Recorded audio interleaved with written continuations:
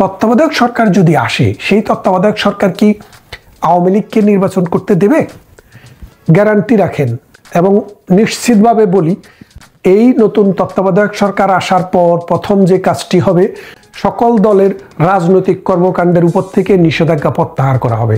এবং এই নিষেধাজ্ঞা প্রত্যাহার করার পর বাংলাদেশ আওয়ামী লীগ মাঠে নামবে এবং তারাও নির্বাচনে অংশগ্রহণ করবে। এই 12 কোটি ভোটারকে সামলানোর কোনো ক্ষমতাই ডক্টর ইউনূসের নেই। তাই ডক্টর ইউনূস সিদ্ধান্ত নিয়েছেন বলে আমরা শুনেছি যে তিনি যেই কোনোভাবেই হোক ডিসেম্বরের আগেই তিনি পদত্যাগ করে সসম্মানে আমেরিকাতে চলে যাবেন, তিনার বাপের দেশে। সেখানে গিয়ে তিনি থাকবেন। আর এখানে ডক্টর ইউনূসের স্থলাভিষিক্ত কাকে করা যায়, এটার একটা ময়না তদন্ত চলছে। যে নির্বাচন ব্যবস্থায় যদি একটা ইউনিভার্সিটির নির্বাচন করতে না পারে একটা সরকার ক্ষমতায় থেকে, তাহলে তারা পুরো দেশের নির্বাচন করব কিভাবে? তাই বিএনপিও তলে তলে আর্মির সাথে সমঝোতা করছে, আর্মির সাথে আলাপ আলোচনা হচ্ছে বিএনপির বড় বড় নেতাদের, যে কবে কখন কিভাবে একটি তত্ত্বাবধায়ক সরকার আসবে। আর্মি সেখানে সরাসরি সিনে আসবে না, আর্মি ব্যাকড, আর্মিরা নির্বাচন করে দিবে মানুষ, অথবা বিভিন্ন দল থেকে নির্বাচন করে দিবে মানুষ। সেই মানুষরা দেশ একটা নির্বাচনকালীন সরকার পরিচালনা করে একটি সুষ্ঠু নির্বাচন করবে। তাই ডক্টর ইউনূস অতদিনে তার যা হাতিয়ে নেওয়ার, যা বাগিয়ে নেওয়ার তা নিয়েছে। আর এই যে কয়েকদিন ধরে ঢাকা বিশ্ববিদ্যালয় এবং জাহাঙ্গীরনগর বিশ্ববিদ্যালয়ের নির্বাচন নিয়ে নানান উত্তেজনা চলছে, এই উত্তেজনার ভিতরে বাংলাদেশের যে জাতীয় রাজনীতি সেটা একটু চাপা পড়ে গেছে। এই চাপার ভেতরে যে ঘটনাটি ঘটে যাচ্ছে সেটি আপনারা অনেকেই হয়তো জানেন না। না জানার মূল কারণটা হচ্ছে আপনাদেরকে জানতে দেওয়া হচ্ছে না। বাংলাদেশে যে মিডিয়া আছে, মিডিয়াগুলি সব বিক্রি হয়ে গেছে। আওয়ামী লীগ জামানায় যেই সব আওয়ামী লীগ করেন এরকম মানুষের মালিকানায় যেসব রেডিও, টেলিভিশন, সংবাদপত্র ছিল, এগুলো সবগুলো দখল নিয়েছে বাংলাদেশের এই রাজাকার বাহিনী, আলবদর বাহিনী, জামাত বাহিনী, এনসিপি বাহিনী এবং বিএনপি বাহিনী। তারা এই সংবাদপত্রগুলোকে দখল করে নিয়ে এখন যেটা করেছে, এখন তারা শুধুমাত্র এনসিপি, বিএনপি, জামাত এবং সরকারের খবরের বাইরে বাংলাদেশের আর কোনো খবর আসে না। তাই আপনারা জানেন না যে কি চলছে। সেনাবাহিনীর বিরুদ্ধে নানান কথা বলা হচ্ছে, নানান রকমের কটূক্তি করা হচ্ছে, কিন্তু সত্যিকার অর্থে বাংলাদেশের সেনাবাহিনী ছাড়া এই সরকারের পক্ষে একদিনও চলা সম্ভব নয়। কারণ বাংলাদেশে যে পুলিশ, এই পুলিশের বিরুদ্ধে নানান অভিযোগ, হত্যা, নির্যাতন করে পুলিশকে মোটামুটি ডিমোরালাইজ করা হয়েছে। একটি মাত্র বাহিনী বেঁচে আছে, সেটি হচ্ছে সেনাবাহিনী। 30,000 সেনাবাহিনী ব্যারাক থেকে আসে, তারা এই রাষ্ট্রের দায়িত্বে এখন নিয়োজিত আছে। কিন্তু তাদের বিরুদ্ধে টাকলারা যেই পরিমাণে বিষোদ্গার করছে, নতুন করে রাজনীতি হওয়ার যে খায়েশ, এই খায়েশে তারা যা করছে, এটা সম্পর্কে হুমায়ুন আমাদের একটি নাটক বা গল্পের উদাহরণ দিয়ে বলি আপনাকে। হোটেল গ্রেভার ইন নামে হুমায়ুন আমাদের একটি গল্পের বই আছে। ওই গল্পের বইতে একটি গল্পের নাম হোটেল গ্রেভার ইন। তো আমেরিকাতে কিছু মানুষ আছে, তারা জীবনেও কোনোদিন বিখ্যাত হতে পারেনি, না রাজনীতিতে, না সমাজনীতিতে, না অর্থনীতিতে, না ব্যক্তিগত জীবনে, না সিনেমায়, না গল্পে, না উপন্যাসে। কোথাও তাদেরকে বিখ্যাত চরিত্র হিসেবে কেউ কাউন্ট করেনি, কখনো করেনি, করার সম্ভাবনাও থাকে না। তো তারা চিন্তা করলো, সারা জীবন আমরা এরকম অবহেলিত থেকে যাব? আমাদেরকে কি কোনোদিনও পত্রিকায় খবরে দেখাবে না? আমরা কি কোনোদিনও নিউজে আসবো না? আমাদের কোনোদিনও ফলাও করে প্রচার করা হবে না? তো তারা একটা সিদ্ধান্ত নিল যে তারা একটা বিশেষ দিনে আমেরিকার হোটেল গ্রেভার ইন থেকে ল্যাংটা হয়ে দৌড় দেবে, মানে কাপড় চোপড় খুলে ল্যাংটা হয়ে দৌড় দেবে। এই ল্যাংটা দৌড় দেখার জন্য সারা পৃথিবীর বড় বড় সাংবাদিক, যারা নিউ ইয়র্কে, যারা ম্যানহাটানে, যারা ওয়াশিংটন ডিসিতে, ক্যালিফোর্নিয়ায়, তারা এসে এই হোটেল গ্রেভার ইনে এসে তারা তাদের ছবি তোলে, তাদের ভিডিও করে, পুরো বিশ্বে তারা ছড়িয়ে দেয়, পত্রিকার হেড নিউজ হয়। তার মানে হচ্ছে নিজের কাপড় খুলে দৌড় দিয়ে বিখ্যাত হওয়ার যে একটা নজির আমেরিকার হোটেল গ্রেভার ইনে সৃষ্টি করেছিল, বাংলাদেশে ওই টাকলা ব্যারিস্টাররাও ঠিক তাই করছে। মানে যাচ্ছে তাই গালিগালাজ করছে, মানে নিয়মের বিরুদ্ধে গিয়ে কিছু কিছু কথাবার্তা বলছে, নিজেকে ওই যে ল্যাংটা করার যে কায়দা, সে ল্যাংটা করার জন্য। কিন্তু আপনি যতই ল্যাংটা হন, আপনার কিন্তু বাঁচার সুযোগ নাই। আইনের হাতে আপনাকে ধরা দিতেই হবে, সময়ের অপেক্ষা। তো এখন যেটা বলছিলাম যে ডক্টর ইউনূস জাহাঙ্গীরনগর বিশ্ববিদ্যালয়ের নির্বাচনের পর আজকে 3 দিন পরে যখন রেজাল্ট হলো, তখন ডক্টর ইউনূসের কিন্তু কাপড় চোপড় ভিজে যাওয়ার অবস্থা। কেন? কারণ ছোট্ট একটা ইউনিভার্সিটির নির্বাচন করতে যদি এইরকম হিমশিম খেতে হয়, ছোট্ট একটি ইউনিভার্সিটির নির্বাচন করতে যায় 11,000 ভোটারকে ম্যানেজ করতে গিয়ে বিশ্ববিদ্যালয়ের এত শিক্ষক, এত তরুণ ছাত্র, পুলিশ, বিডিআর, আনসার এত কিছু দেওয়ার পরও যদি একটি নির্বাচনের রেজাল্ট দিতে 3 দিন সময় লেগে যায় 11,000 ভোটে, সেই জায়গায় এই 18 কোটি মানুষের দেশ, 12 থেকে 13 কোটি ভোটার বা 14 কোটি ভোটার বা 12 কোটি ভোটার, এই 12 কোটি ভোটারকে সামলানোর কোনো ক্ষমতাই ডক্টর ইউনূসের নেই। তাই ডক্টর ইউনূস সিদ্ধান্ত নিয়েছেন বলে আমরা শুনেছি যে তিনি যেই কোনোভাবেই হোক ডিসেম্বরের আগেই তিনি পদত্যাগ করে সসম্মানে আমেরিকাতে চলে যাবেন, তিনার বাপের দেশে। সেখানে গিয়ে তিনি থাকবেন। আর এখানে ডক্টর ইউনূসের স্থলাভিষিক্ত কাকে করা যায়, এটার একটা ময়না তদন্ত চলছে। ময়না তদন্ত কেন বললাম? ময়না তদন্ত তো মৃত্যুর পর হয়। আসলে যে ডক্টর ইউনূসের প্রতি মানুষের যে মায়া, যে একটা মানে ভালোবাসা বা যে রকমের একটা বিশ্বাস ছিল, সেটা মারা গেছে অনেক আগে। এখন এই মারা যাওয়ার পর এটাকে এখন ময়না তদন্ত চলছে।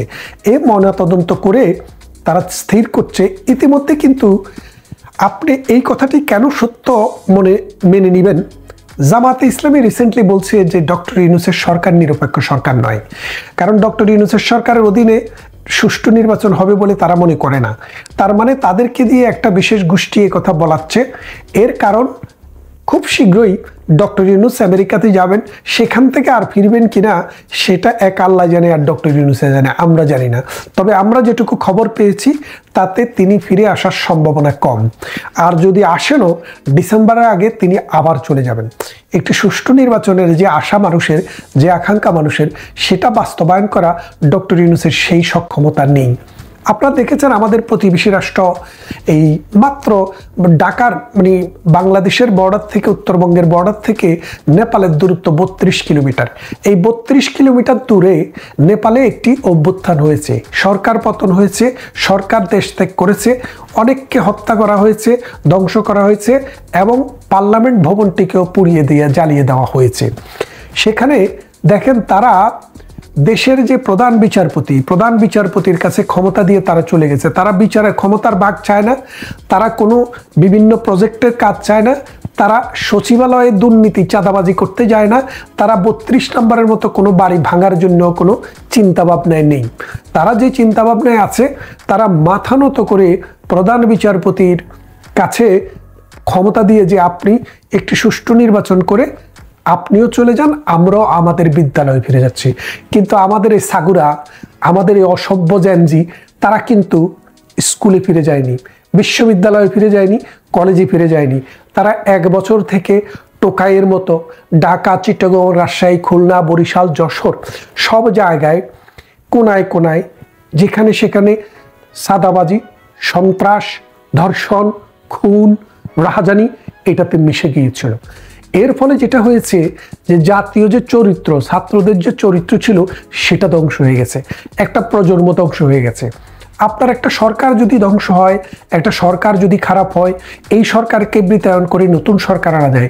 কিন্তু পরবর্তী যে প্রজন্ম, এই প্রজন্ম যদি ধ্বংস হয়ে যায়, তাহলে সে দেশের আর কোনো আশা ভরসা থাকে না।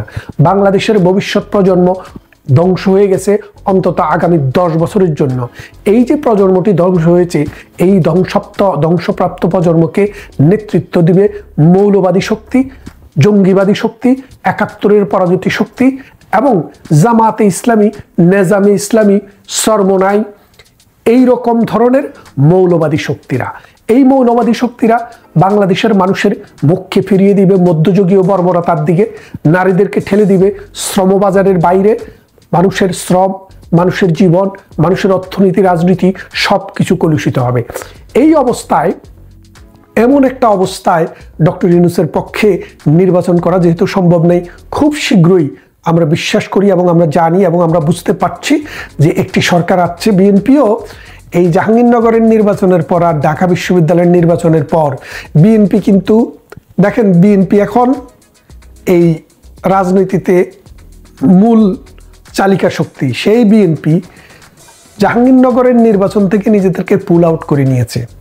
আর ঢাকা বিশ্ববিদ্যালয়ের নির্বাচনকে বলেছে আটারলি এটা একটা অবৈধ নির্বাচন এবং এটা একটা সাজানো নির্বাচন, পাতানো নির্বাচন। এবং এর ফলে কি হলো, যে নির্বাচন ব্যবস্থায় যদি একটা ইউনিভার্সিটির নির্বাচন করতে না পারে একটা সরকার ক্ষমতায় থেকে, তাহলে তারা পুরো দেশের নির্বাচন করব কিভাবে? তাই বিএনপিও তলে তলে আর্মির সাথে সমঝোতা করছে, আর্মির সাথে আলাপ আলোচনা হচ্ছে বিএনপির বড় বড় নেতাদের, যে কবে কখন কিভাবে একটি তত্ত্বাবধায়ক সরকার আসবে। আর্মি সেখানে সরাসরি সিনে আসবে না, আর্মি ব্যাকড, আর্মিরা নির্বাচন করে দিবে মানুষ, অথবা বিভিন্ন দল থেকে নির্বাচন করে দিবে মানুষ। সেই মানুষরা দেশ একটা নির্বাচনকালীন সরকার পরিচালনা করে একটি সুষ্ঠু নির্বাচন করবে। তাই ডক্টর ইউনূস অতদিনে তার যা হাতিয়ে নেওয়ার, যা বাগিয়ে নেওয়ার তা নিয়েছে। আর ওই যে সমন্বয়ক নামে যে সন্ত্রাসীরা, এনসিপি নামে যে সন্ত্রাসীরা, এরা কিন্তু এক একটা ফুলে কিন্তু কলা গাছ হয়ে গেছে। আপনারা দেখেছেন কিনা? আমরা ছোটবেলায় শুনতাম হুজুররা বলতেন ওয়াজ করতে, যে যারা সুদ খায়, ঘুষ খায়, তাদের পেট মোটা হয়ে যায়। তো এই পেট মোটাদের দল কারা? এই যে দেখেন হাসনাত, সার্জিজ, এগুলার কি অবস্থা, এক একটা গবর মতো হয়ে গেছে। অথচ 2024 সালের 5 আগস্টের আগে এক একটা চিপচিপে শরীর ছিল, আর এখন এক একটা টাকার পাহাড়, শরীরের পাহাড় এবং সন্ত্রাস দুর্নীতি করে সম্পদের পাহাড় বানিয়ে ফেলেছে। এই সন্ত্রাস, এই দুর্নীতিবাজরা এই রাজনীতিতে এসে কালো টাকা ঢালার অপেক্ষায় আছে। কিন্তু যতই ঢালেন, এই দেশের আইন, এই দেশের বিচার আপনাদেরকে ক্ষমা করবে না। আপনাদেরকে শ্বশুর বাড়িতে যেতেই হবে। এবং আরেকটি বিষয় হচ্ছে, তত্ত্বাবধায়ক সরকার যদি আসে, সেই তত্ত্বাবধায়ক সরকার কি আওয়ামী লীগকে নির্বাচন করতে দেবে? গ্যারান্টি রাখেন এবং নিশ্চিতভাবে বলি, এই নতুন তত্ত্বাবধায়ক সরকার আসার পর প্রথম যে কাজটি হবে, সেই কাজটি হবে সকল দলকে সমানভাবে সুযোগ দেওয়ার জন্য সকল দলের রাজনৈতিক কর্মকাণ্ডের উপর থেকে নিষেধাজ্ঞা প্রত্যাহার করা হবে।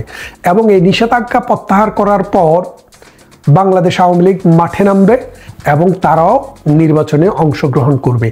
নির্বাচনে অংশগ্রহণ করবে কি করবে না সেটা পরের কথা, কিন্তু আমাদের সাবেক যে প্রধানমন্ত্রী শেখ হাসিনা, তিনি অলরেডি বলে দিয়েছেন যে, আমরা বিশ্বাস করি তিনি, যদিও আমরা সাবেক বলছি কারণ উনি এখন দায়িত্বে নেই, কিন্তু কনস্টিটিউশনালি এখনও তিনি প্রধানমন্ত্রী। কারণ বাংলাদেশে যদি বৈধভাবে কোনো প্রধানমন্ত্রী নির্বাচিত হওয়ার আগ পর্যন্ত যিনি ইতিপূর্বে প্রধানমন্ত্রী ছিলেন, তিনি প্রধানমন্ত্রী। তিনি বলেছেন যে আমরা ইউনূসের অধীনে নির্বাচন করব না। তাই ইউনূসকে অনেক দিক থেকে প্রেশার দেওয়া হয়েছে যে যেহেতু আপনার প্রতি আস্থা নেই এবং আস্থা রাখার মতো কোনো কিছু আপনি করেননি, কারণ আপনি 71কে বিতর্কিত করেছেন, রিসেট বাটন সেট করতে চেয়েছেন, আপনার বাস্টার্ড চাইল্ডকে দিয়ে নতুন রাজনৈতিক দল করে আপনি বাংলাদেশকে একটা জাহান্নাম বানানোর চেষ্টা করেছেন। সুতরাং আপনার যোগ শেষ, আপনি এখন ফোটেন। নতুন নির্বাচন হবে, নতুন নির্বাচন কমিশনও আসতে পারে, নতুন একটি সরকারও আসবে। সেই সরকারের কাজ হবে একটি সুষ্ঠু নির্বাচন করা। আর সেই নির্বাচনে প্রথম কাজ হবে সেই নতুন সরকারের আওয়ামী লীগ সহ যেই সব রাজনৈতিক দলের উপর এই নিষেধাজ্ঞা দেওয়া আছে, নিষেধাজ্ঞা বলতে কর্মসূচিতে, সেটা প্রত্যাহার করা হবে। আর সেই প্রত্যাহারের পর থেকেই আওয়ামী লীগ কর্মীরা মাঠে নামবে। আপনিও প্রস্তুত থাকেন, আমরাও। এই সরকার আসলে জনগণের জন্য আর কাজ করতে পারছে না এবং খোদ মার্কিন যুক্তরাষ্ট্র এই সরকারের উপরে হতাশ।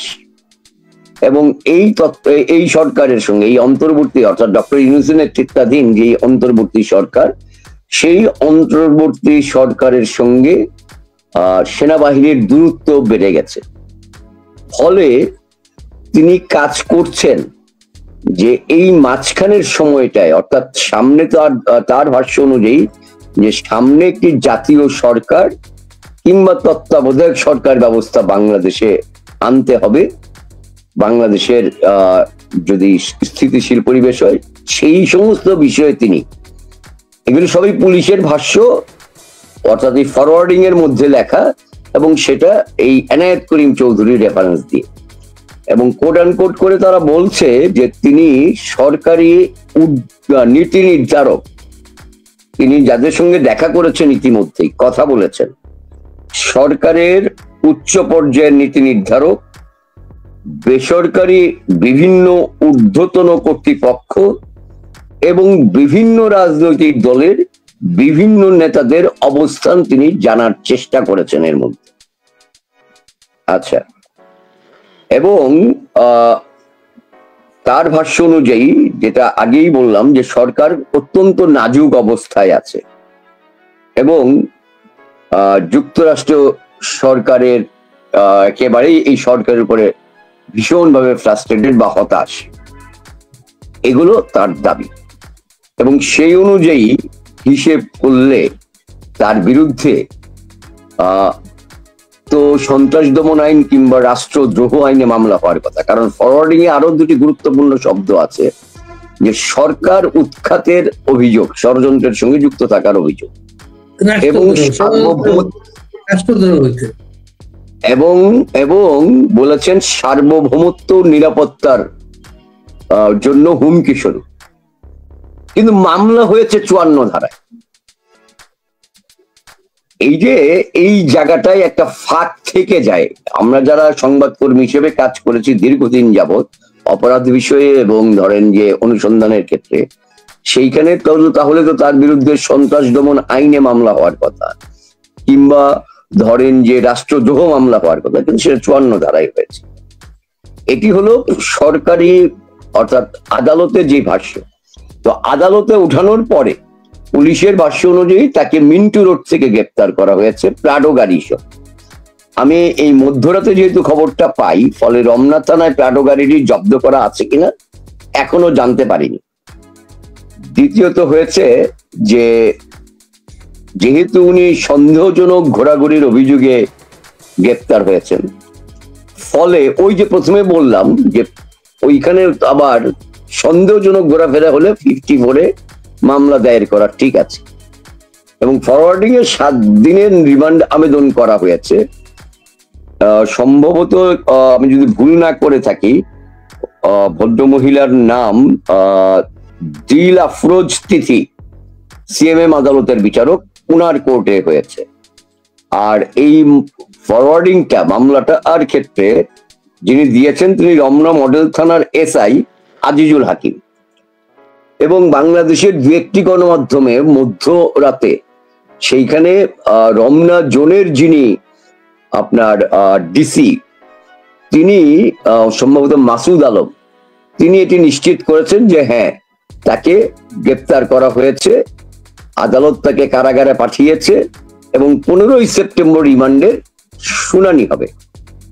এখন ধরেন সাধারণ জ্ঞানে, সাধারণ নলেজে কি বলে যে যখন একটি বিদেশি নাগরিক গ্রেপ্তার হয় এবং তার দাবি অনুযায়ী যে তিনি মার্কিন পাসপোর্টধারী, ন্যাচারালি পুলিশ যে আজকে সারাদিন ব্যাপী প্রাথমিক জিজ্ঞাসাবাদ চালিয়েছে, তো সারাদিন ব্যাপী প্রাথমিক জিজ্ঞাসাবাদের সময় তো তার পাসপোর্টটাও জব্দ করার কথা, সেটা কিন্তু উল্লেখ করা নাই। অর্থাৎ তখন প্রমাণ পাওয়া যেত তিনি আসলে মার্কিন যুক্তরাষ্ট্রের পাসপোর্টধারী কিনা। কিন্তু যেহেতু ফরওয়ার্ডিং এ উল্লেখ করেছে মার্কিন নাগরিক, ফলে আমার আপনাকে এটা বলতে হবে যে হ্যাঁ, তিনি মার্কিন নাগরিক। তাহলে মার্কিন নাগরিক যদি হয়ে থাকেন, আমরা কিন্তু জানতে পারছি না এখনো পর্যন্ত আনুষ্ঠানিকভাবে যে মার্কিন দূতাবাসকে অবহিত করা হয়েছিল কি না।